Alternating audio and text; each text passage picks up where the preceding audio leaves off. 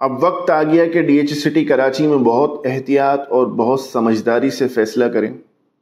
اگر مثال کے طور پہ آپ اس وقت سیلر ہیں اور آپ چاہ رہے ہیں، دیکھیں سب سے پہلے تو یہ کوٹ کرنا چھوڑ دیں کہ میں نے اتنے میں پلاٹ خریدا تھا اور اس وقت مجھے اتنا نقصان ہو رہا ہے.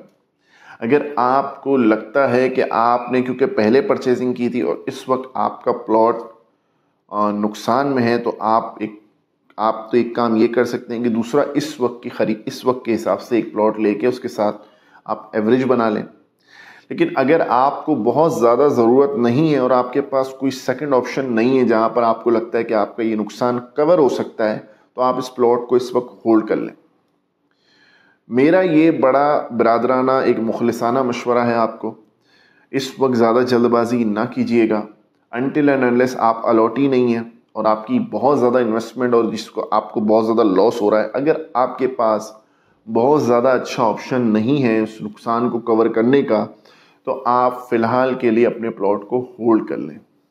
اس سے ہوگا یہ کہ انشاءاللہ تعالی تھوڑا سا مارکیٹ اگر مثال کے طور پہ جمپ لیتی ہے تو کہیں نہ کہیں آپ کا نقصان انشاءاللہ ضرور کور ہوگا. بٹ یہ ٹائم اگر آپ نے تھوڑا ہولڈ کر لیا تو آگے انشاءاللہ آنے والے وقتوں میں آپ کو انکریز ملے گا، گین ضرور ملے گا، کیونکہ جو آپ کا انٹرسٹ ریٹ ہے وہ بھی کم ہونے کی بات ہو رہی ہے.